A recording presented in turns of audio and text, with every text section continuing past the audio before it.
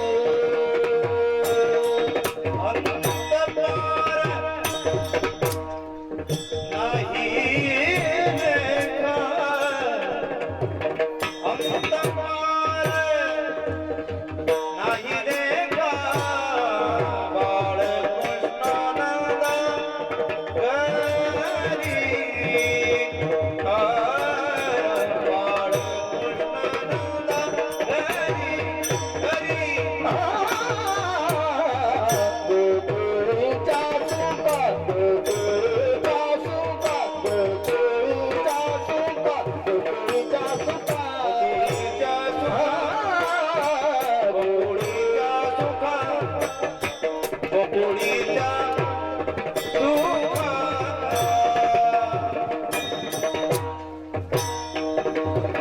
अंत पार नाही लेका लेका अंत पार नाही लेका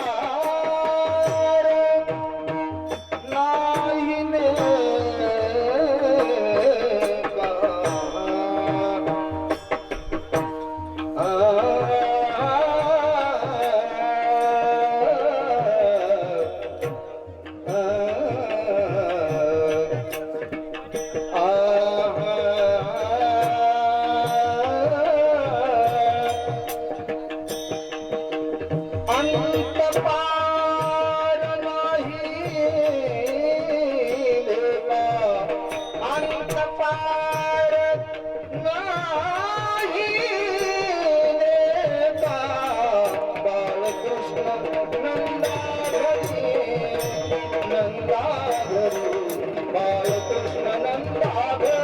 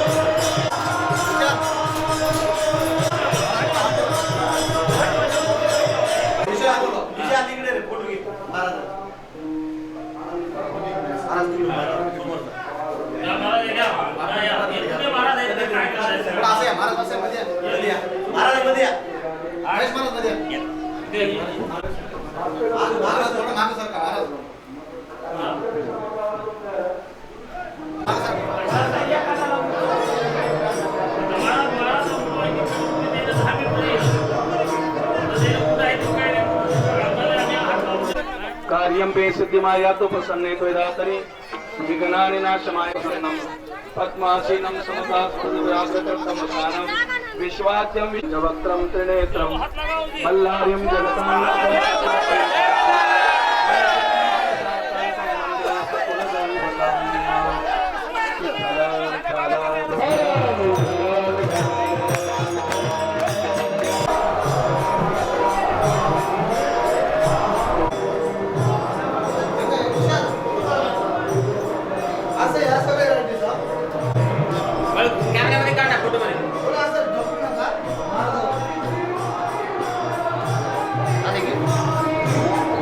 याचा अर्थ तुम्ही शरीराने धारण केले इंद्रिय आणि त्या इंद्रियावर ताबा मिळून भगवान परमात्मा खंडेरायाचे भक्त करणारे म्हणून तुम्हाला गोरेवार म्हणावं विठ्ठल. काल रात्री आमचे माऊलीनं सांगितलं देव बसवणं मंदिर बांधणं अवघड आहे. गावाचे बायले की अमके तमके असता खूप जमता तुम्ही त्याला सांभाळणं खूप कठीण आहे.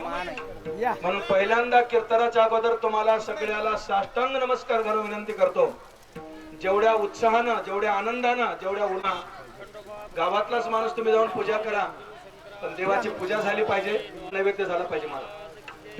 नाहीतर उभं राहणार आपण शेंदूर लावून देव बसतो तसा बसूला बरा पण ज्याची सविधी पूजा झाली त्या देव भाव प्रतिष्ठा ही तिसऱ्या नंबरची जरी असते.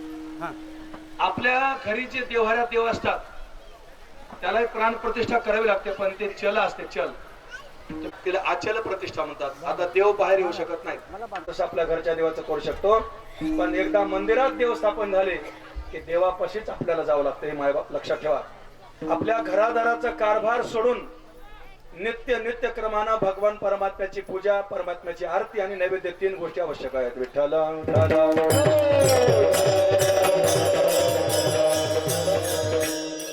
त्याच्यामध्ये तुमचा नैवेद्य कसा आहे तुम्ही आरती कशी म्हणता तुम्ही पूजा कशी करता देव तुम्हाला फार महत्व देणार नाही. याला तुमचं अंतःकरणाचे साक्षी असतं त्याला भाव प्रतिष्ठा असं म्हणतात. तुमच्या अंतःकरणाचा भाव पूर्ण त्या परमात्मा ठिकाणी ओतून तुमच्या कोणची क्रिया घडते देव त्याच्यात खुश होतो.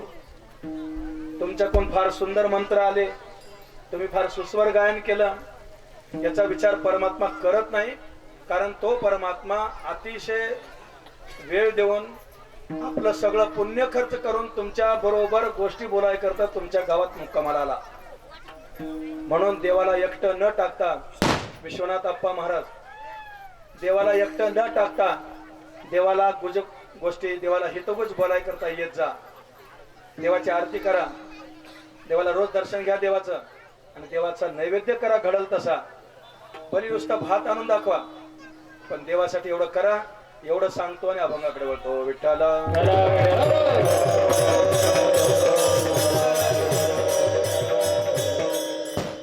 आज भगवान परमात्म्याची प्राण प्रतिष्ठा झाली.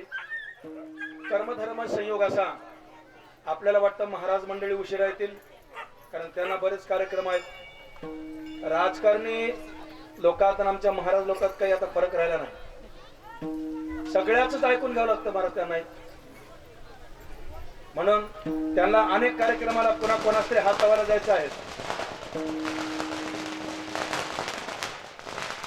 तर ही महंत मंडळी आपण जी संकल्पना केली होती की आपला आपला कळस बाहेर ठेवत कीर्तनाला सुरुवात करू ते येतील कळस वरी जाईल कळस बसेल. आता आपलं परिपूर्ण काम झालं महाराज कारण देवळाची या कामा कळसो परमगंगेशी सिंधू प्रवेशो सुवर्ण शुद्धी कसो सोळावा जैसा. ज्ञानोबराय बोलतात मंदिराचं शोभा केव्हा आहे मंदिराचं पूर्णत्व केव्हा आहे तर कळस बसल्याशिवाय पूर्णत्व नाही. म्हणून कळस स्थापन झाला भगवान परमात्मा प्रतिष्ठित झाले. आपण आता पूर्णत्वाच्या अवस्थेमध्ये कीर्तनाला सुरुवात करू. विठ्ठल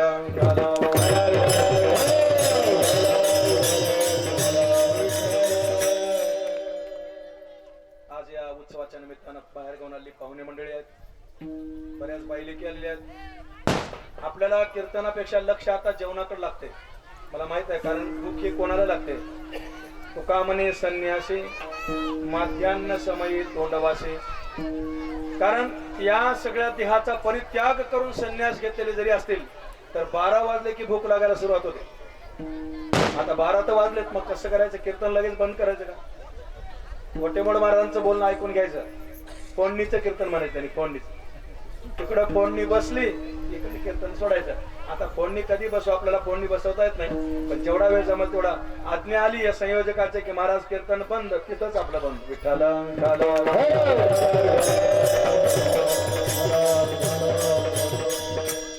आता मला कार्यकर्त्याला विनंती करायची, पिवळे शर्टवाले सगळे बसा आता निवांत ऐका. झाला कळस बसला, महाराज लोक येऊन गेले, तुमच्या मागली धांदर काही संपली सगळी. आता आपल्यासाठी एक महात्मा इथं तयार आहेत बसून, हरिभक्तीपरायण साधू यशवंत मामा, ज्यांच्याबद्दल लोक नुसते आळंदी पंढरपुरात एवढी चर्चा चालू असते. महाराज मी आळंदीमध्ये 7 महिने मी होतो, प्रत्येक जण भेटला. मी नांदेड जिल्ह्यातला म्हणला की मला विचारायचे आमचे यशवंत मामा तुमच्या गावात ओळखतो, आणि बरेच दिवस मला परिचय नव्हता. पण माझं नशीब, माझ्या आई वडिलाची पुण्य आई उदय आली, या गावात कीर्तनाला येऊ लागलो मी, आणि 5-7 वर्षात यशवंत मामा माझ्या कीर्तनाला राहू लागले. ज्याने ज्याने मला प्रश्न विचारला त्यांना मोबाईल मधला फोटो दाखवलो, हेच का होते? अरे काय नशीबवान आहेत तुम्ही म्हणले, त्या महात्म्याच्या समोर तुम्हाला कीर्तन करायला मिळते. गंमत कशी आहे गुरुजी, बाप विद्यार्थ्याला शाळेत घालतो, त्याचा अभ्यास कसा आहे काही कळत नाही, पण जेव्हा गुरुजीने शाळेत बोलवलं, वडिलांची काही मीटिंग घेतली आणि त्या नेमकं त्याच्याच मुलाचं नाव घेतलं की हा मुलगा म्हणजे आमच्या शाळेची शान आहे, नवे नवे जिल्ह्याची शान आहे, एवढा हुशार मुलगा आहे, असं गुरुजीनं म्हणल्यावर जेव्हा मुलाची किंमत आम्हाला कळते, तसं आळंदी पंढरपूरच्या लोकांना यशवंत मामाबद्दल म्हणल्यावर आम्हाला किंमत कळते. विठ्ठला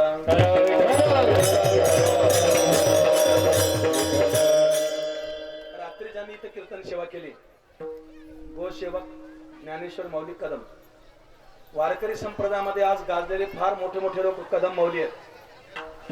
एक शांत मूर्ती, शांती ब्रह्म असणारे एक मोठे कदम माऊली आहेत, ज्यांना ज्ञानेश्वरी गाथा स्वप्नात पाठ आहे. त्यानंतर सगळंच पाठ असून भव्य वक्तृत्व घेऊन जन्माला आले जे आहेत ना, ते छोटे कदम माऊली आहेत, ज्या 2-2 लाख 3-3 लाखाचा समाज जमून सत्ता करत आहेत. आता लातूरला सत्याचे संयोजक आहेत. मग मला प्रश्न पडला बाबा की त्यांना छोटे कदम माऊली म्हणावं, ह्या माऊलीला मोठे कदम माऊली म्हणावं, आणि यांना काय म्हणावं? यांना मधवे कदम माऊली म्हणतो. आपल्या तेलुगू भाषेत जर बोलायचं असेल त्यांना मी बोलून दाखवलो, पेद्दा कदम माऊली, चिन्ना कदम माऊली, नडप्या कदम माऊली. विठ्ठला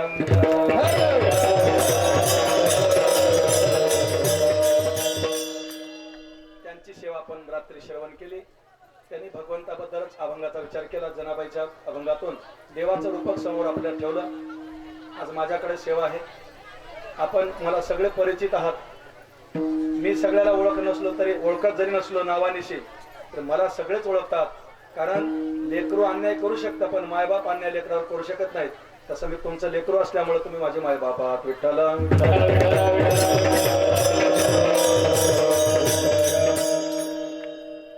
अभंग शिवल्याने वडील श्रीमंत जगद्गुरु तुकोबारायांचा आहे.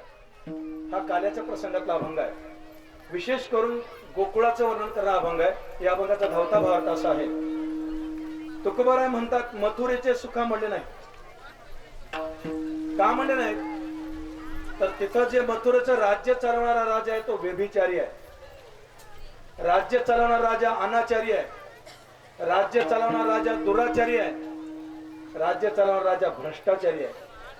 आणि इतकं करून स्वतःच दुःखी आहे.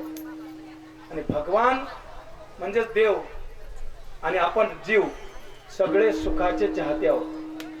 संत महात्म्यांची स्थिती समान आहे. त्यांना सुख दुःखे समे कृतवा लाभा लाभो जया जयो. 12व्या अध्यायामध्ये भगवान बोलतात संत महात्म्याला सुखही दुःखही समान आहे. त्यांना कुठं शोधित जायची गरज नाही. सुख दुःख समान सकळ जीवाचा कृपा.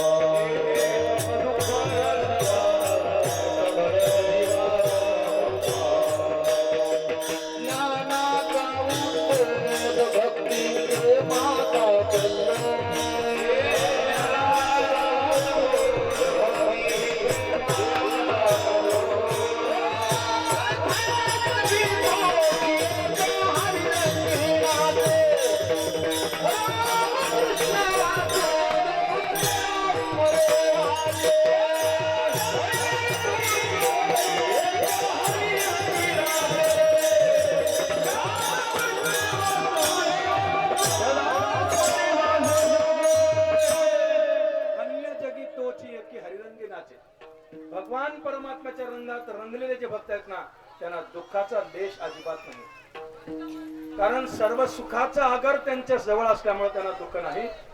आणि परमात्म्याचं प्रारब्ध परेच्छा प्रारब्ध आहे, तुमचं आमचं प्रारब्ध अनिच्छा प्रारब्ध आहे, म्हणून सुखाचाही दुःखाचाही शोध करतो आपण. विठ्ठल भगवान परमात्मा जिथं सुख आहे तिथं जाण्याचा विचार करतो. मग गोकुळातच सुख आहे असं परमात्म्याला खात्री वाटल्यामुळं परमात्मा गोकुळात येतो.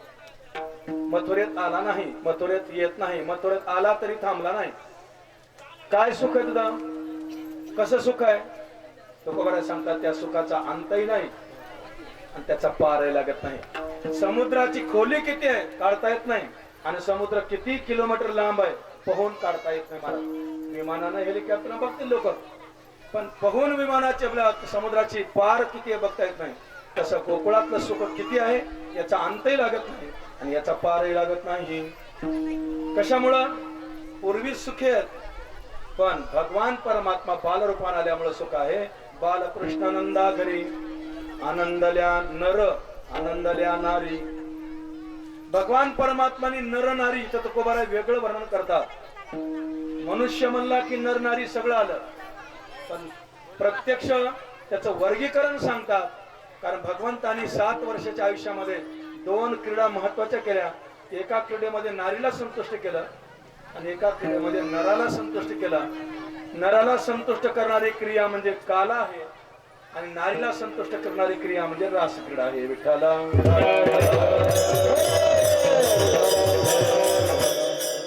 त्या देवाचे पासून आपण दूर झालो असं गोपिकेला दुःख वाटलं. आणि भगवान परमात्मा गाई चाराला जेव्हा शेतात रानात जातो आणि गेल्यापासून सूर्यास्तापर्यंत येईपर्यंत गोपिका रडत होत्या. रडून संसाराचे गाणे गात नव्हत्या, करीती कथा गाती गाणे. आणि भगवान येणार म्हणलं, यायची वेळ झाली की कोणी गुढ्या उभं करत होते तर कोणी तोरण लावून ठेवत होते भगवान येणार आहे म्हणून. कशामुळे झालं असं, तुकोबाराय सांगतात.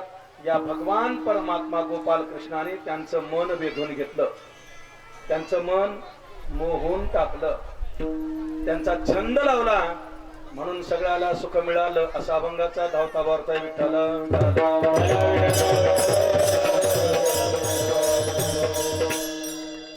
मथुरेच्या सुखाचं सुख नाही, गोकुळाचं सुख आहे. पुढे बोलतो मी गोकुळात काय सुख झालं ते. 3 अवस्था प्राप्त झाल्या, पण थोडा पूर्वपीठिका सांगतो. भगवान परमात्मा अवतीर्ण होणार म्हणजे असं सटर फटर कोणाच्या घरी येणार नाही. मी एक आपल्यापासून सुरू करतो.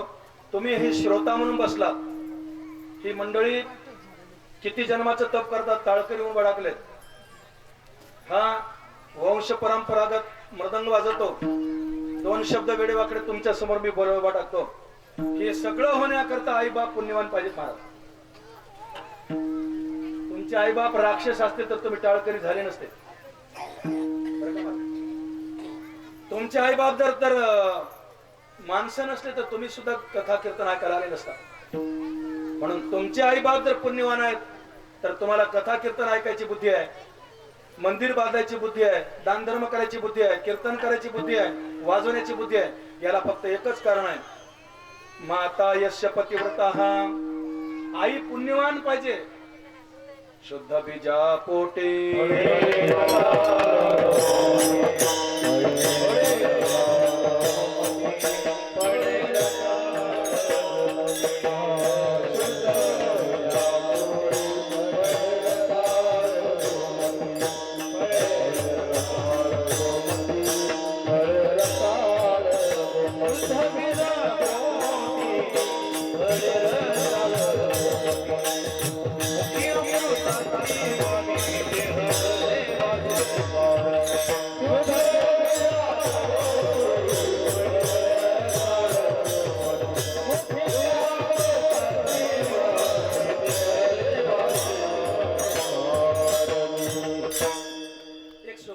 असं बोलतात, त्याचाच हे प्रत्यंतर आहे. तुकोबाराचं म्हणणं म्हणजे शुद्ध बीजा पोटी फळे रसाळ गोमटे.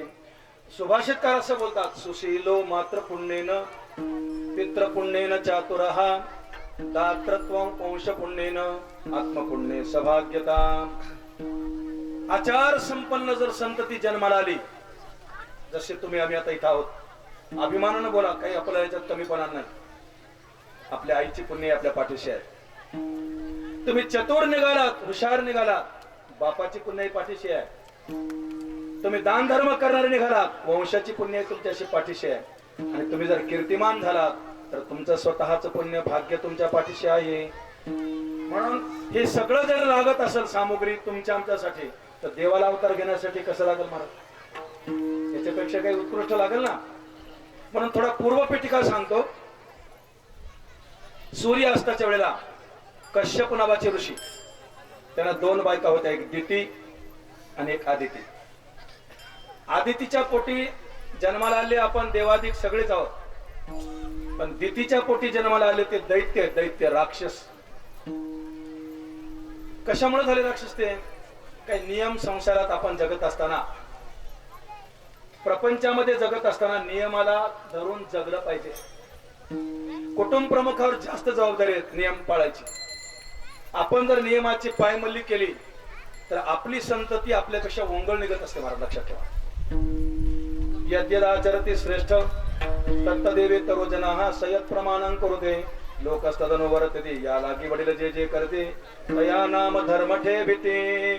म्हणून आपलं वागणं बिघडलं की लेकर बाळ बिघडत असतात. फार जबाबदारी आपल्याला वागण्याची. पण गंमत कशी घडली, त्या दिती नावाच्या बायकोनं कश्यप ऋषीला सूर्य अस्ताच्या वेळेला हट्ट केला, मला भोग द्या. त्याच्या अगोदर सूचना देऊन टाकतो की ह्या गोष्टीत, ओ पिवळे शर्ट वाले समोर बसले पोरं, कागदात घेऊन काय वाटतात पोरं पिवळे बसा ना खाली भाऊ, भंडार पुन्हा लावता. पण आता कीर्तन झालं की